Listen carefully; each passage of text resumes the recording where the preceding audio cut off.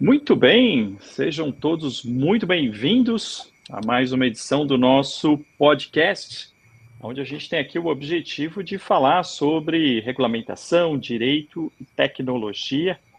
E hoje a gente tem o prazer aqui de estar com a Amanda Cesário. Tudo bem, Amanda? Tudo bem? Boa tarde a todos. Maravilha. Bom, Amanda, eu vou pedir para você se apresentar. Eu acho que a melhor forma de alguém nos conhecer é nós falarmos de nós mesmos. Então, se você puder falar um pouquinho da sua caminhada, né? Você que hoje está na BP, na Beneficência Portuguesa, mas se puder falar um pouquinho da sua trajetória e qual é o seu desafio lá hoje, eu agradeço. Claro. Bom, primeiro, obrigada pelo convite, né? Acho que é sempre importante a gente estar falando aí de governança, privacidade, IA, né? Então, hoje eu estou aqui na posição de DPO da Beneficência Portuguesa, né? Sou advogada, né? Comecei minha trajetória lá atrás na área do direito digital, compliance, né? E aí, com o advento da Lei Geral de Proteção de Dados, comecei a mergulhar nesse universo muito mais aí do direito digital, trazendo muito a experiência e a visão de fora, né, para cá. Então, comecei com projetos mais voltados para instituições financeiras, né, que também é um setor altamente regulado. Uhum. E no decorrer desse processo, fui me aprofundando, fui me apaixonando cada vez mais pelo tema, né? Comecei aqui na Beneficência Portuguesa há 5 anos atrás.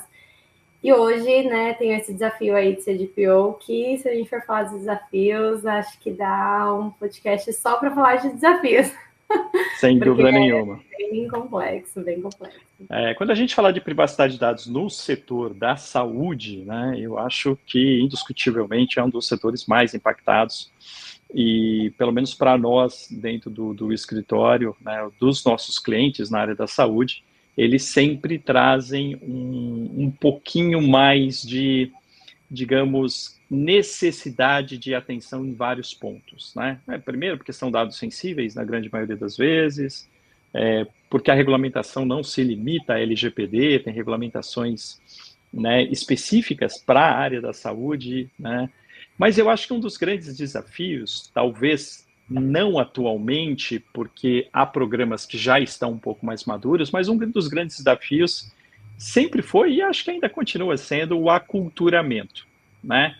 É, Acho que o pessoal da área da saúde está sim acostumado a seguir protocolos e processos, né? Mas muito mais ligados à área da saúde. Às vezes falta um pouquinho do entendimento e da necessidade também de seguir algumas outras questões que são também para proteger aí, no caso, a privacidade, né, e tudo mais. Mas eu queria saber de você, como é que vem sendo, ou o que você acha assim, que é um grande desafio na área da saúde para as questões de privacidade de dados? Olha, eu acredito que o maior desafio da área da saúde é você conseguir passar a mensagem de que a área de privacidade ela é aliada ao negócio, né? Não é só uma regulamentação, não é só uma burocracia, não é só um cumprimento legal, né? A área de privacidade, o tema, né, privacidade e proteção de dados, ele faz com que a instituição ela tenha muito mais sucesso, ela traga muito mais confiança para o paciente, para os clientes. E aí, quando a gente fala da área da saúde, é um universo muito grande de titulares, né? A gente tem o médico, os enfermeiros, os profissionais ali, colaboradores no geral, os terceiros e, obviamente, os titulares ali na ponta. Então, passar essa mensagem, fazer com que as áreas envolvam privacidade desde o início, principalmente quando a gente fala de novos processos, projetos, atividades mesmo, ou na continuação delas, porque quando a lei entrou, foi o que você falou, os processos eles já existiam, várias outras leis já existiam, então como que eu pego toda essa gama de atividades que já tem, que já são comuns, olho para todas elas e falo, olha, a gente precisa adequar aqui, precisa ter um cuidado, a gente precisa fazer uma atualização desse processo, a gente precisa olhar para onde está esse dado, a gente precisa olhar para como que as pessoas estão acessando, que controles, quais medidas a gente tem ali, e fazer com que as áreas aceitem isso é um desafio, né? Porque as pessoas, elas tendem a ter essa resistência. Então, essa questão de você conseguir trazer para o seu lado, mostrar o quanto que a privacidade ela está aliada, o quanto que aquilo é importante, não só para a empresa, mas principalmente para o titular na ponta, porque a lei ela veio para isso, e no final do dia todos nós somos titulares na ponta, né? Então isso faz com que o processo ele seja um pouco mais aceitável, né? Mas é claro que é um baita desafio, o tempo todo nós temos mudanças, pessoas novas, né? Processos novos, tecnologias antigas e novas, então a gente também tem toda essa questão de sistema ligado, com novas tecnologias entrando, IA que veio agora e deu ainda essa pimentada, né, em tudo que já tinha. Então acho que trazer a visão dos líderes das áreas para ver a privacidade como uma questão aliada ao negócio e não uma mera burocracia é o maior desafio, né? Se traduzir diariamente. Até porque também, né, a gente teve aí já situações de informação que vazou com relação até a autoridades brasileiras, né, presidente da República, e isso acaba impactando toda a economia, bolsa de valores, né? Então, quando a gente fala realmente de privacidade e da relevância, principalmente na área da saúde, eu acho que é nítido o motivo pelo qual isso é tão importante. Você citou um tema aí que a gente vem acompanhando um aquecimento muito grande, né? A gente sente, né? Costumo dizer que se consultor serve para alguma coisa é porque a gente é um catalisador do mercado, né? E a gente vê as grandes empresas aí nos procurando, até em razão do livro que a gente publicou, que é o Guia Prático de Governança e Compliance de Inteligência Artificial, elas já vêm se movimentando e criando seus programas de governança de IA. Acho que já ficou claro para quem efetivamente tem uma atuação profissional responsável, né, de que não precisa da regulamentação para a gente está correndo certos riscos ao utilizar inteligência artificial, né? A inteligência artificial, por definição, ela tem autonomia no resultado, e por ter autonomia você não controla, e se você não controla, você precisa de governança para ter um mínimo de identificação e mitigação de risco. Essa questão na área da saúde, ela já está um passinho até avançado com relação a outros setores, porque o Conselho Federal de Medicina, né, baixou a resolução 2454 deste ano, e que já vem aí, de certa forma, regulamentar o uso e desenvolvimento de IA no setor da saúde. Eu queria que você falasse um pouquinho dessa resolução para a gente. Claro. A resolução ela trouxe um impacto significativo na governança, sim, né? Claro que nós já estávamos nos preparando por conta do movimento natural do mercado, do avanço da tecnologia. Hoje é muito difícil você não ter projetos de IA, e aí falando até mesmo assim, pouco tempo atrás, né? Se a gente for colocar 2 anos atrás, a gente já estava trazendo tecnologias com o uso de inteligência artificial e já está, né? As áreas já estavam buscando aí ter essa governança, as instituições já estavam buscando essa governança, mas de uma forma muito mais superficial, eu diria, até porque realmente é um tema novo. E aí, com a resolução do CFM, isso se tornou mais sério, né? Quando a gente olha principalmente para o setor, obviamente, da saúde. E a resolução, ela traz alguns impactos muito importantes para a gente que está aqui na ponta e está estabelecendo esse processo, né?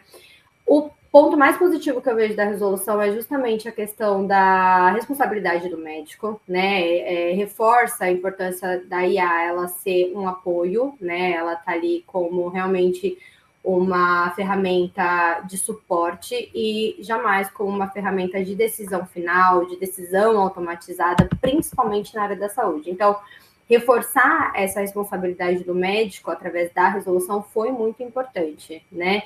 Só que a resolução ela traz vários outros pontos que a gente começa, na hora que vai olhar para a prática, a gente entra em alguns dilemas, né? Então, quando a gente fala, por exemplo, do consentimento do paciente, né? A resolução, ela traz isso. É muito complexo você falar de consentimento do paciente por si só.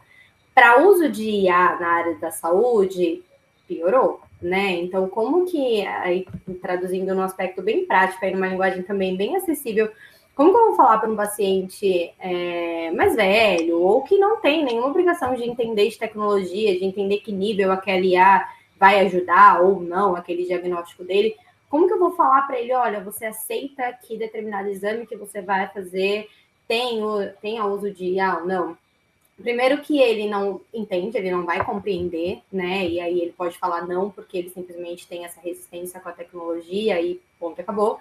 E segundo, porque muitas vezes, quando a gente fala da área da saúde, essa IA ela está embarcada nos produtos, né? Então, quando a gente fala de equipamentos, de exames de imagem, essa IA já vem do próprio fornecedor embarcada. Então, eu não consigo tirar caso algum paciente fale que não.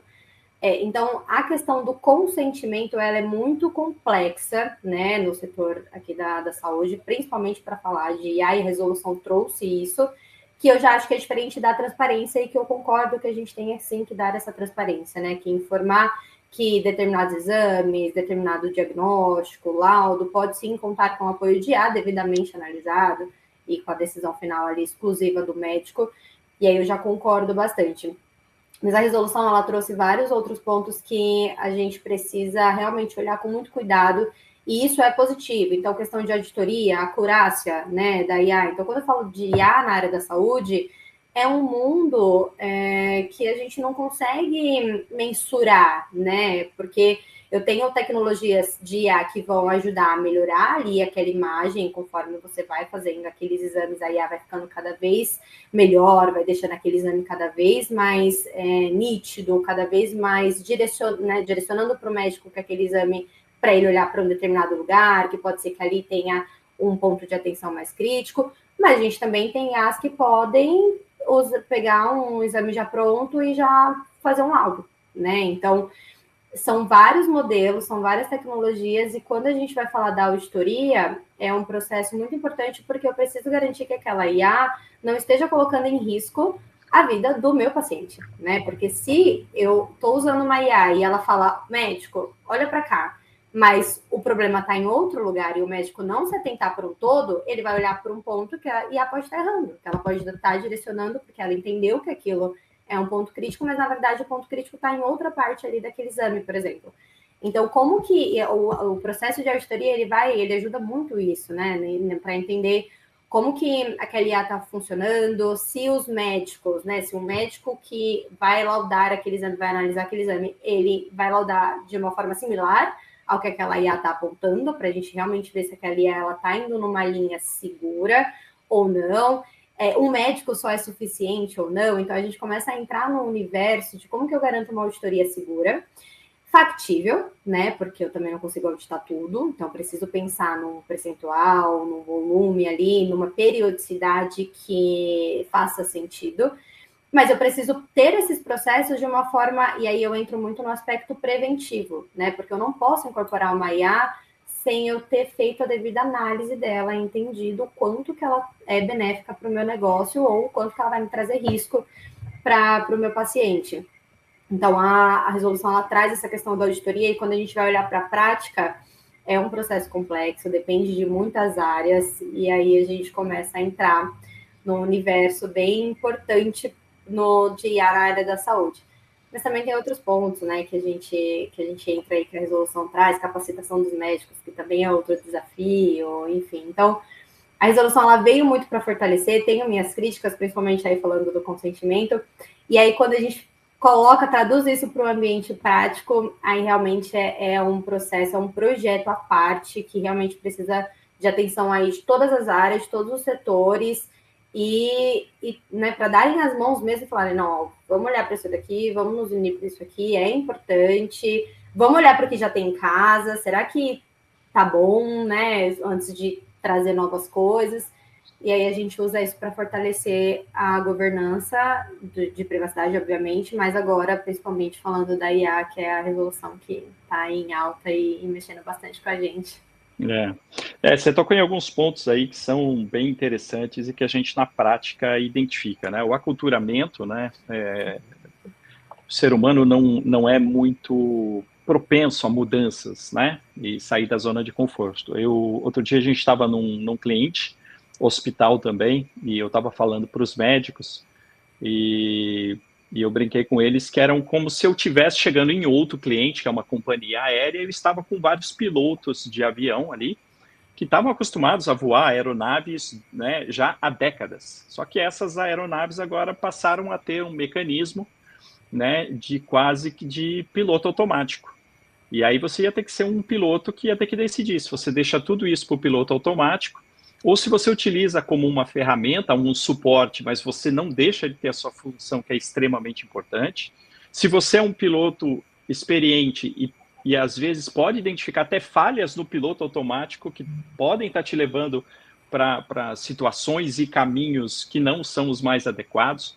Né? Então, era só uma analogia para eles entenderem que outras profissões passaram por esse momento, né? E também se falava muito, porque a gente tem também um cliente que é uma companhia aérea, e os pilotos falaram isso. Quando entrou essa questão de piloto automático, isso já há quase 30 anos atrás, todo mundo achou que o piloto ia perder a função dele, que o piloto ia ser só o copiloto do piloto automático, né, de que era quase que infalível, e não foi isso que se mostrou, né? Passa a ser um suporte, passa a ser uma ferramenta importante, mas ainda continua o papel fundamental ali do piloto, de quem efetivamente está executando a atividade, e no caso do médico, a mesma coisa. Você citou também essa questão do consentimento, que é um assunto que a gente aborda bastante, né, por trabalhar com tecnologia, que é a questão, por exemplo, do Código de Defesa do Consumidor e o princípio da informação junto com o princípio da hipossuficiência. Né? Então, você parte do pressuposto que o consumidor não sabe nada, mas precisa ser informado de algo que ele tem dificuldade de entender e que é papel teu de que ele entenda. Mas como é que você vai fazer ele entender uma coisa que ele vai ter cada vez mais dificuldade de entender? Né? Então, por exemplo, você pega a IoT, que é a internet das coisas, que você tem device conectado com a internet, com inteligência artificial, que vai interagir com o consumidor. Como é que você vai explicar como é que aquilo funciona, né?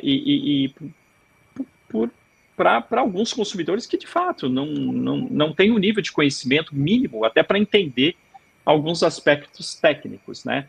Então, eu acho que o direito vai ter que começar a balancear um pouquinho mais questões como esta. Lógico que é importante informar, mas também como é que você vai ter a certeza de que a pessoa entendeu efetivamente o que está sendo explicado. Então, acho que esse aí também é um desafio. Deixa eu te fazer uma outra pergunta. A tendência é que a área de privacidade assuma essa parte de governança de inteligência artificial? Como é que você vê isso? Olha, eu entendo que no aspecto de governança mesmo, né, de estruturação de procedimentos internos, políticas, adaptação de documentos e obviamente, avaliação, né, porque a gente já tem o Privacy by Design aí, que é muito forte, né, eu aqui como DP, eu trago esse conceito na prática muito forte, né, é importante a gente fazer o Privacy by Design aí de todos os projetos e tudo mais. Eu entendo que sim, né? No aspecto de governança, eu acredito que seja um movimento natural. Mas eu tenho uma visão de que, assim, a gente precisa muito do alinhamento e da disposição das áreas técnicas, né? Porque a gente precisa que a tecnologia da informação, segurança da informação, que tem ali todo aquele viés técnico, né, de todos os controles, análise de base de dados, de todas as configurações, parametrizações. Então, a área de privacidade, ela não consegue fazer isto sozinha se ela não tem um elo técnico muito forte, né, porque e para a gente falar de governança, a gente precisa dessa parte técnica muito bem alinhada e muito bem preparada para analisar tecnicamente tudo que está vindo ali do ponto de vista de IA e de IA embarcada, de produtos, tecnologias e tudo mais. Então, eu entendo que a área de privacidade ela vai acabar tomando esse papel de direcionador, né? E aí usando muito a experiência com a implementação do programa de governança em privacidade para mostrar a importância do tema, quais processos precisam seguir para a gente ter um processo robusto e trazer tecnologias que realmente são mais beneficentes e não trazem mais riscos, né, para o negócio, e aliar muito as áreas mais técnicas para que a gente consiga garantir uma governança não só no aspecto legal, documental e de prestação de contas, mas que a gente garanta uma governança também com os vieses técnicos, algorítmicos, configuráveis, todos eles também analisados, auditorias, né? Então, tudo isso para acontecer precisa muito dessa junção de skills, né? A gente já sabe que a governança ela acaba sendo muito multidisciplinar, mas eu acho que com a IA, a área técnica, ela acaba sendo um pilar fundamental. E ela precisa entender, e aí vem o nosso papel, o que ela precisa olhar, como ela precisa olhar, para que a gente consiga ter realmente uma governança robusta e que atenda, dentro do possível, todos os critérios ali de análise de tecnologias que falam aí que tem, né, IA sendo utilizada. Eu acho que você tocou em um ponto extremamente importante aqui para os profissionais de privacidade de dados, né? A gente acaba recebendo, né, e tendo muito contato com o profissional na área de privacidade de dados, e a impressão que a gente tem é que o pessoal ainda está muito perdido do que é essa governança de IA. E é natural que a gente mede com a régua que a gente tem, né? Então eu vejo comentários de que como se fosse uma extensão de privacidade, como se fosse quase que um Ctrl-C, Ctrl-V, o passo a passo, digamos, para um programa de governança, como foi o programa de governança e privacidade de dados, e não é, né? É importante a gente colocar, tem muita coisa que é parecida, né?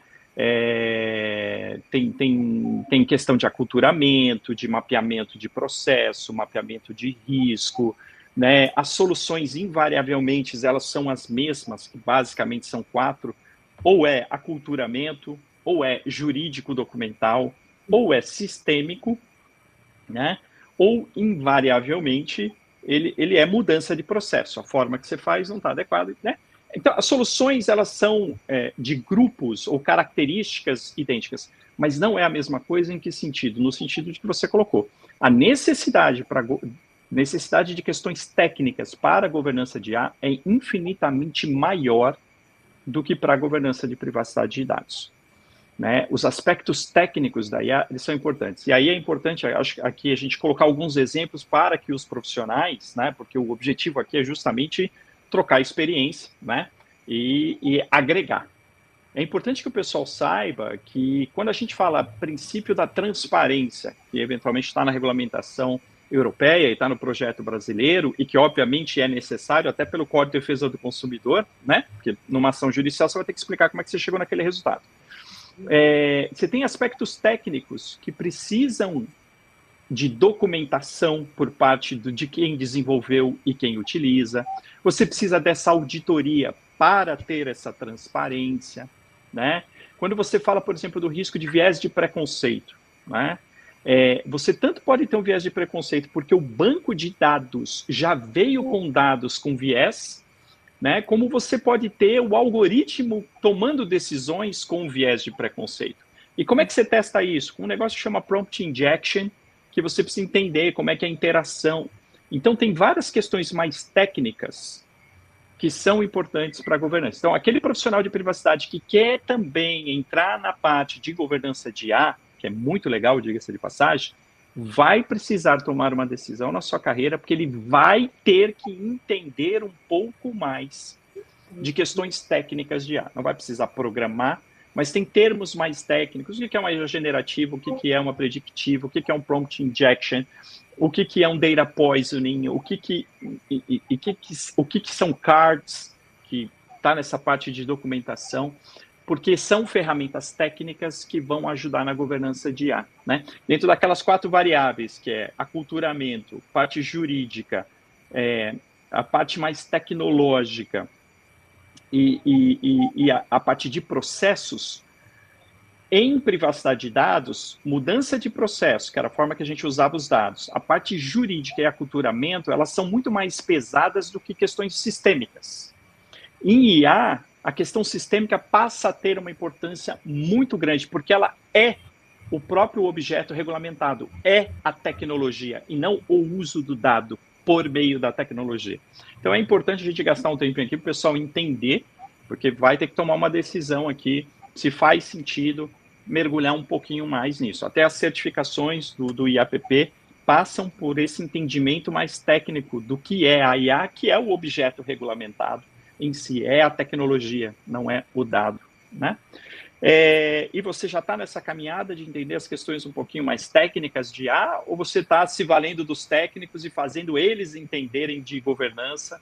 Como é que está essa questão aí que você está lidando atualmente?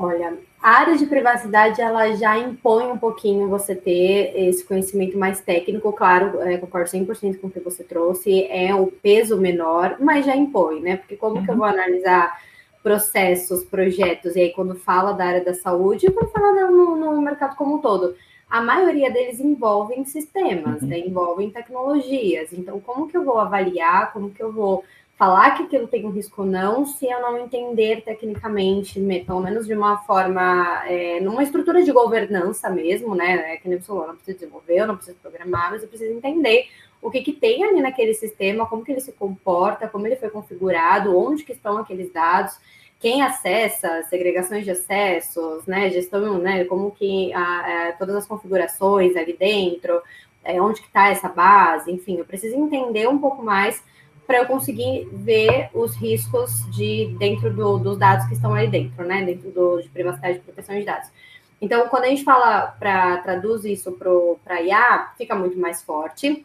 E automaticamente a gente vai se aprofundando sim um pouquinho mais, porque a gente precisa, para eu falar que uma tecnologia, uma IA embarcada, ela pode ou não estar segura, ou ela tem vieses algorítmicos que podem ser discriminatórios ou não, ou que ela tem vieses éticos que realmente foram implementados ou não, a gente precisa entender como ela foi treinada desde o início, quem treinou, como treinou, o que coloca ali dentro, se ela tem ali aspectos, até mesmo quando a gente fala aí, trazendo um pouquinho para o nosso cenário de dados pessoais, se ela tem uma base de dados anonimizada, porque hoje a gente consegue saber que tem várias IAs que elas se comportam, que elas podem ser treinadas com dados que não identificam as pessoas, né? Com dados ali realmente clínicos, falando do setor da IA, ou do setor da saúde, ou outros dados que não são dados pessoais. Mas para eu chegar nessa conclusão, eu preciso entender como que ela está funcionando, o que ela está armazenando, como que ela está sendo treinada, como que ela está aprendendo,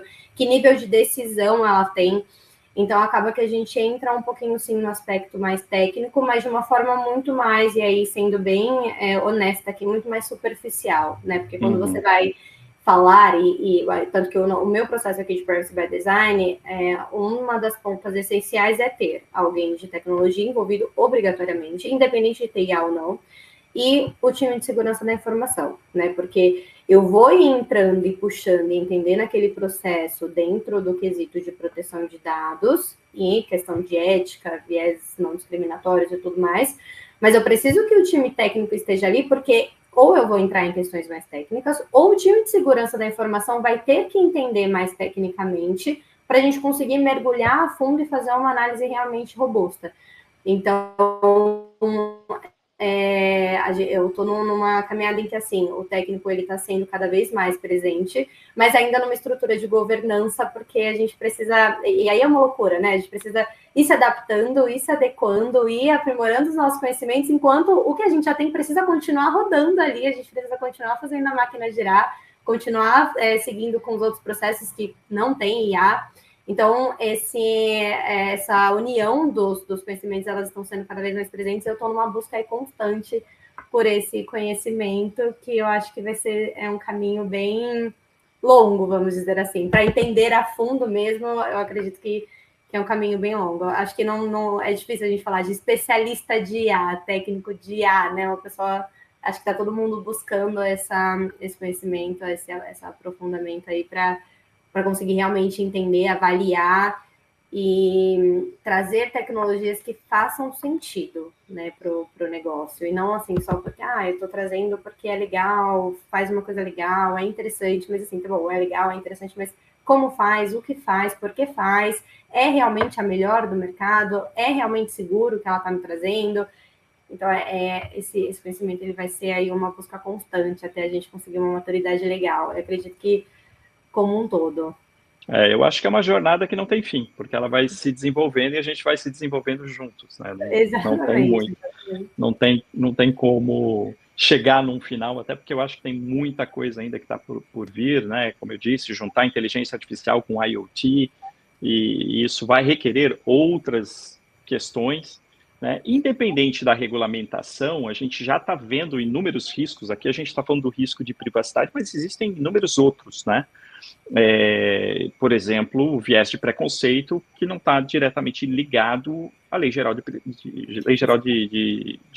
Proteção de Dados Pessoais, porque posso ter viés de preconceito independente de dados pessoais. Eu posso, por exemplo, ter situações como a gente já viu, de, infelizmente, mulheres serem colocadas numa situação desfavorável em uma eventual seleção de um processo de seleção para uma vaga de emprego, porque a IA decidiu, por conta própria, de que deveria priorizar homens, né?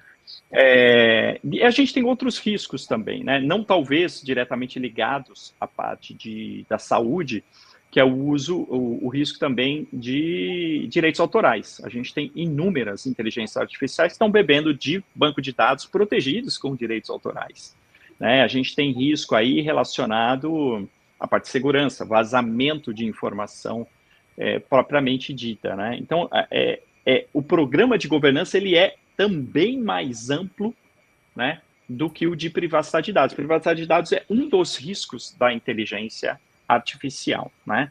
E fora que quando a gente fala de governança de IA, a gente tem todo o programa para uso de IA, todo o programa para compra de IA, e se a organização estiver desenvolvendo alguma coisa, aí é um mundo à parte, né?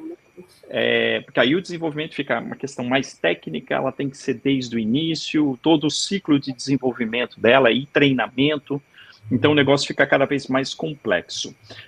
Com relação à resolução, ela entra em vigor, se eu não me engano, agora já em agosto, é isso? Isso, agora em agosto. Tá. E como é que você vê o mercado? Você acha que o mercado já está preparado para? Olha, eu acredito, sim, sendo bem honesta, preparado é uma palavra forte. Eu acho que estão buscando, né? Acredito que alguns hospitais estejam mais avançados, outros menos, mas preparado eu acredito que não, porque realmente a área de privacidade, a área de governança, né? Quando a gente fala de IA, não fala nem em privacidade, fala na área que vai realmente tocar esse assunto, ela não faz nada sozinha. Então, para a gente falar que está num nível de aderência alto, né? A gente precisa realmente ter todas as outras áreas preparadas e seguindo, sabendo para onde ir, como ir, quem acionar, o que fazer, quais passos antes e quanto, né? E tudo isso exige tempo, exige planejamento. Então, para chegar nesse nível, eu acredito que é uma caminhada longa. Mas, assim, a resolução ela veio com um tempo aí curto, né? Então, agosto já está aí. Então, assim, a gente vai conseguir cumprir ali alguns critérios, né? Até mesmo por questões de fiscalização. A área da saúde, ela acaba sendo um pouco mais aderente a essas normativas, porque já tem outras auditorias que acontecem, né? A gente tem uma muito comum, que é a JCI. Então, a JCI, ela já começa a trazer aspectos de IA. Então, acaba que a gente já tem uma estrutura mínima para essas tecnologias.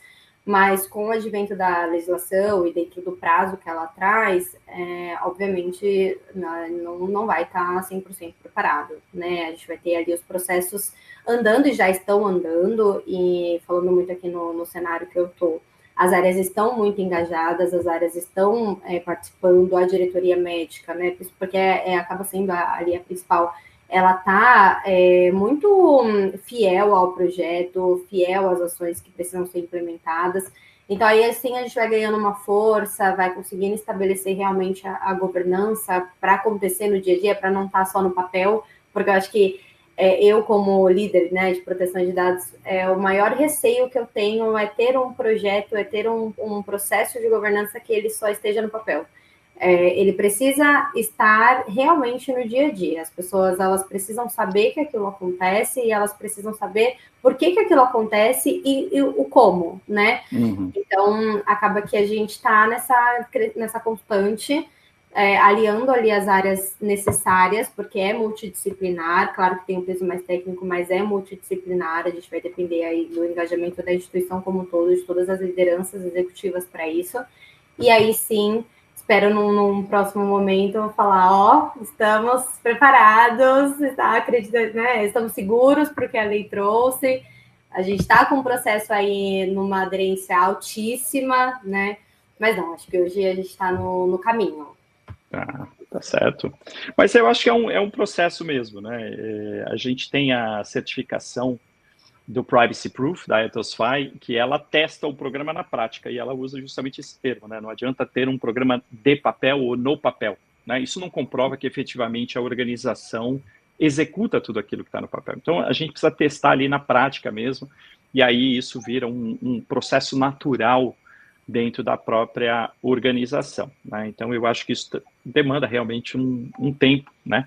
Agora, o que eu achei super interessante, eu lembro de um artigo que nós publicamos no Valor Econômico já faz 6 anos atrás, quando a gente já discutia a questão da regulamentação da IA, e a gente, na época, quando foi solicitado para escrever o artigo, a gente comentou que a forma que a gente entende que a regulamentação de IA deveria ocorrer era uma regulamentação mais abrangente e principiológica, e a regulamentação mais técnica ela deveria vir por setores, né? Então você teria uma regulamentação mais abrangente, né?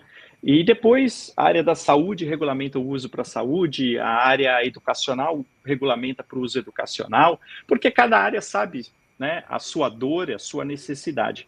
E achei muito interessante esse posicionamento do Conselho Federal de Medicina, porque ele segue, né, basicamente essa linha de raciocínio. E eu acho que isso agrega, fora a questão de ser técnico, ele agrega porque quando você fala para um médico que o Conselho Federal de Medicina regulamentou, isso tem um peso diferente, né? Porque é uma regulamentação na área da medicina, para a medicina, do Conselho de Medicina, né? Eu queria saber a sua opinião a respeito. Olha, eu concordo, e isso acaba ajudando muito no que a própria resolução pede, que é a capacitação dos médicos, porque ele é o responsável na ponta, né? Então, ele não pode se ater ao que a IA está trazendo, ele tem que analisar, ele tem que fazer o papel dele, independente de ter uma IA ou não, e isso a resolução ela deixa muito claro.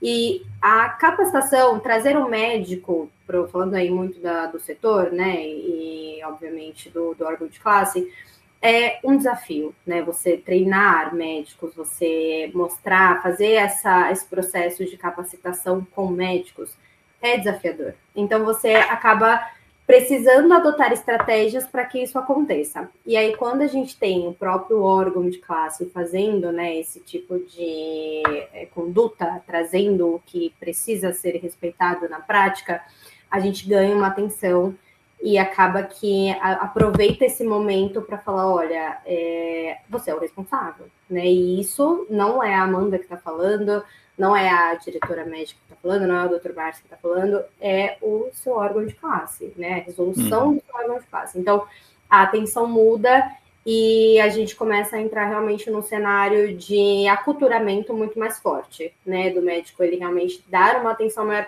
daquilo. Claro que a gente tem vários desafios, volume, né, é um deles, então a gente está falando da área da saúde, muitos pacientes, hospital, né, falando aqui no meu cenário, um hospital grande, então a gente precisa conseguir fazer tudo, né, com que tudo isso aconteça na prática dentro do que é possível e tangível ali para o negócio, mas a questão dele saber que ele precisa olhar, dedicar esse tempo, e que se ele não fizer, não é culpa da IA, é culpa dele, acaba trazendo esse peso e, obviamente, a gente espera, e falando, né, muito do que a gente vê na prática, a gente vê um comportamento atento, né, que não muito mais porque tem que ser, mas a gente acaba reforçando, usando isso para reforçar, e agora, falando aí, voltando, né, na questão da acurácia, da auditoria, que acaba se tornando também a obrigação legal, a gente vai começar a conseguir validar isso na prática também, né? Então, a gente vai ter mais dados, ter mais análise, ter mais robustez em conseguir falar, olha, realmente, esse processo, essa IA, ela está sendo revisitada, ela está sendo olhada, o médico apontou, está vendo que ela não está indo no caminho certo. Então, eu começo a entrar num cenário de realmente conseguir trazer materialização para aquilo que inicialmente passava uma percepção de ser só teórico, né? Então, essa conduta ela acaba sendo positiva, assim, para a gente aqui na área da saúde. Muito bem. Bom, a gente fica por aqui, em razão do horário, mas te agradeço imensamente pela participação. Acho que a gente ainda vai conversar muito, porque como comentamos aqui, é um processo que eu acho que não tem fim. Isso aqui não é um projeto, isso aqui é um processo, né? E isso aí vai continuar. Mas as suas últimas considerações para a gente poder encerrar, Amanda. Bom, minhas últimas considerações, elas estão muito aliadas em relação a ter uma governança cada vez mais robusta na área da saúde, e para ter uma governança robusta, e aí falando de proteção de dados, a gente depende muito das pessoas, né? Então, não adianta ter a melhor tecnologia, não adianta investir valores altíssimos em controles, em, né, sistemas, se as pessoas não estão realmente com essa missão e sendo ali um guardião do tema. Eu gosto muito de usar essa palavra, né, para elucidar o efeito prático. Porque aí, quando a gente fala das pessoas conscientizadas, das pessoas bem treinadas, das pessoas entendendo a importância do tema, aí aquela pecinha que está ali atrás, todos os dias, manipulando o computador, atendendo o paciente, fazendo os processos acontecerem dentro da organização, a gente consegue realmente ter um nível de maturidade em proteção de dados muito mais avançado. E trazer isso como realmente a pessoa para o centro, né? Então, quando eu for falar de privacidade, quando eu for falar de governança, trazer a importância de como que essa pessoa ela gostaria que as informações dela, que a conduta que ela está pregando ali seja observada também para o que ela passa, para o que ela tem no dia a dia, isso acaba sendo um pouquinho mais forte. Então, acredito que a missão aí, os processos de privacidade e proteção de dados, eles não estão exauridos, né? É também uma luta diária, é constante evolução, é pessoas, é realmente aliar, né? Pessoas, tecnologia e processos. E com o advento aí da resolução do CFM e a crescente aí do mundo tecnológico, com o uso de IA, machine learning, deep learning e tudo mais, isso acaba sendo cada vez mais importante. Então, a gente precisa aí das pessoas na ponta para fazer um processo de governança em privacidade e qualquer tema ser realmente um programa que, né, vale a pena e que as pessoas saibam por que ele está ali e a importância dele. Então, acredito que a mensagem final é que a gente depende muito das pessoas, independente da tecnologia adotada. Perfeito, perfeito. Eu vou acrescentar um ponto, uma mensagem que eu estou deixando também aqui para o pessoal da área de negócio, né? A gente fala muito de risco, de governança, como tem que ser, e acho que isso vem em primeiro lugar. Mas é importante também a gente lembrar que a inteligência artificial ela só é eficiente, eficaz, se ela tem dados de qualidade, se ela tem banco de dados confiáveis, né? E o programa de privacidade de dados muito bem estruturado, com mapeamento de dados, né? Com uma identificação de quais são esses dados, qual a fonte, por que foi coletado, para que é utilizado, traz um nível de informações que a gente tem visto em clientes que fizeram um bom trabalho em privacidade de dados, que hoje estão colhendo bons frutos do ponto de vista de oportunidade de negócio para a inteligência artificial, né? Porque os dados é o combustível da inteligência artificial. Você não faz pão sem farinha, né? E hoje as empresas estão sofrendo por terem a tecnologia, mas não ter dados estruturados, não ter dados mapeados, não ter bancos de dados de qualidade. Então, fica aí também uma oportunidade na área de negócio. Bom, gostaria mais uma vez de agradecer imensamente a sua presença, a oportunidade de estar falando com todo mundo aqui, né? Daqui a pouquinho, esse conteúdo já está subindo lá para o Spotify, que é a plataforma onde o pessoal mais consome aqui o nosso conteúdo. E fica aqui o convite para todos aqui seguirem aí os próximos episódios e também ter a oportunidade de olhar a biblioteca, que também tem muita coisa interessante dos episódios passados. Tá bom, gente? Muito obrigado. Até uma próxima oportunidade. Tchau, tchau. Obrigada. Tchau, tchau.